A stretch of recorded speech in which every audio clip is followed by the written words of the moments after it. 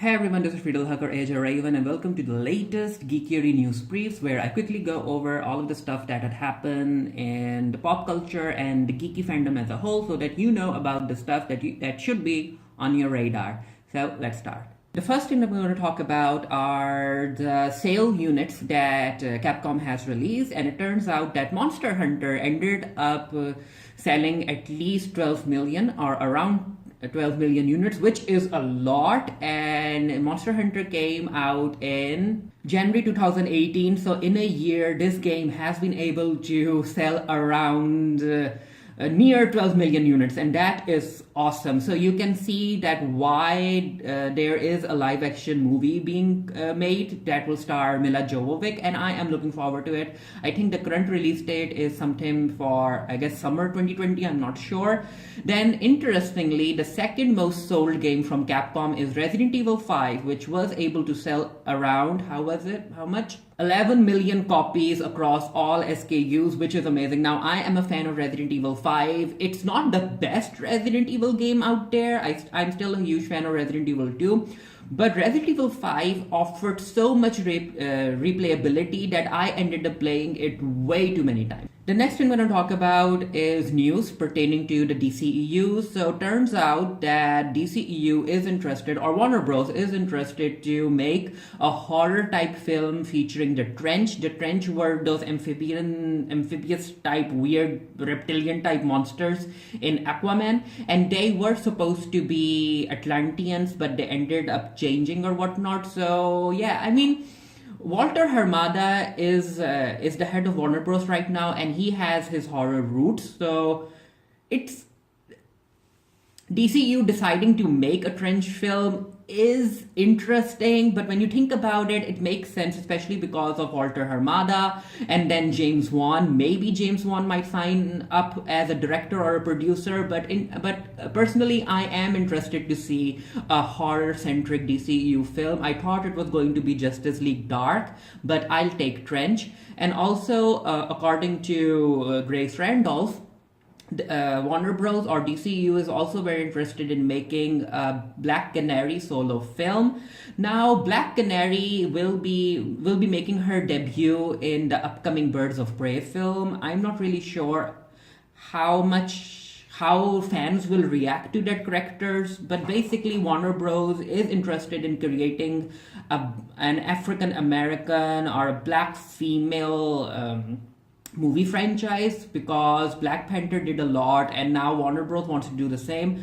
Now, as far as my opinion is concerned, I thought that Vixen would be the first, but then again, Vixen is very similar to Black Panther, and maybe that's why they're going the Black Canary route, but I really hope that they go back to Vixen, even though she has some similarities with the Black Panther. It will allow a film about Vixen, will also help a very dark-skinned actress play the role, because Black Canary in Birds of Prey is biracial. And then there's the entire colorism thing happening in Hollywood. I, for one, would be very interested in seeing a Vixen movie. And it might even move the needle quite positively as far as the entire representation thing is concerned. So let's see what Warner Bros. Decides to do. Also, it turns out that during the test screenings for Shazam, they used body doubles for both Black Adam and Superman. So yeah, I guess Henry Cavill is still not budging. Henry Cavill's manager, if you guys don't know, is actually Rock's ex-wife. So, and she also manages The Rock. So it's kind of interesting to see how The Rock and Henry Cavill both didn't do actual cameos in Shazam. Now, I personally want these cameos in Shazam, but if Henry Cavill isn't budging and he is like, I want A-lister payment, which, I mean, let's be real, Henry Cavill isn't an A-lister. If Henry Cavill doesn't budge, I will be okay with Warner Bros. Using a body double. And yeah, I mean, there's like 3 months left for the film to be released. And why doesn't Warner Bros. Go and reach out to Jason Momoa or Gal Gadot to do cameos, do actual cameos instead of just using body doubles? Yeah, it's very interesting. So let's see what we are offered when Shazam hits theaters. To the TV side of things, Danai Gurira will be leaving The Walking Dead after season 10. And as far as my opinion is concerned, good for her. Danai is a very talented woman in front of the camera as well as behind the camera. So I want her to explore more of her talent and go to more, like she wrote a play which stars Lupita Nyong'o, and so yeah, I would like Danai to do more because she is being wasted in The Walking Dead, and The Walking Dead as a show needs to end. And yeah, I guess after Rick leaving and Danai leaving as well, I really think that some of the Walking Dead writers might be feeling like bad about their decision to kill Carl.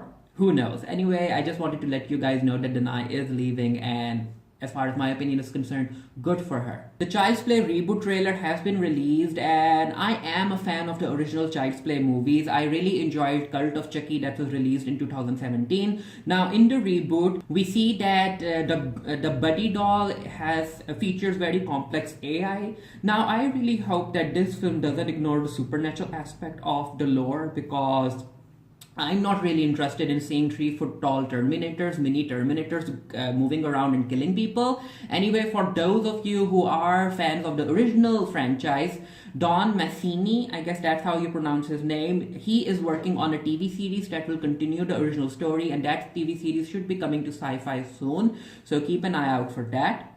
In other news, Dylan O'Brien seems to be facing some level of backlash because he will be playing a queer character in the upcoming Weird City series by Oscar winner Jordan Peele. Now, I have written an article, or you can say it's more of an opinion piece on the matter, because as far as I'm concerned, do I think that openly queer actors should be given queer roles? Yes. However, do I think that every queer role needs to go to an openly queer actor? No. I've explained all of that in my opinion piece, so make sure to read that. And as far as I'm concerned, considering that Dylan is only cast as a queer character for only one episode, and the entire cast of Weird City as a whole is very inclusive, is very diverse, I think that, yeah, it's not like Dylan actually stole something. So yeah, make sure to give that a read if you guys are interested. Also talking about queer representation, so Chris Pratt ended up going on the late night talk show for Colbert, and that's where he talked about his church and whatnot while he was promoting Lego Movie 2. And yeah, Ellen Page, we all love Ellen Page, right? So Ellen Page tweeted about the entire interview, and she's like, Chris Pratt, why didn't you talk about how anti-LGBTQIA plus your church is? So yeah, even Dylan O'Brien retweeted it. It will be interesting to see how long Chris Pratt is able to go, as he seems to be going, without mentioning the anti-queer philosophy of his church. It will be interesting to see. But Grace Randolph, I tweeted at Grace Randolph, and she did tweet something about showing empathy because Chris is going through a lot. And now there are also people who are saying that leave Chris alone, it's his personal life. And I'm like, it's not really your personal life if you talk about it on TV, and especially if you're associated with a church that's against queer people. So you can't really say that it's his personal life, especially when Chris Pratt is someone who donates to that church. So yeah, it's a very weird, messy thing. So let me know what you guys think about it down in the comment section below. Also, the Liam Neeson drama ended up gaining more fuel for the fire, especially after Michelle Rodriguez was asked about Liam Neeson, and she was like, Liam Neeson can't be racist because he ended up kissing Viola Davis on Widows. And I'm like, whoa, Michelle Rodriguez, just don't.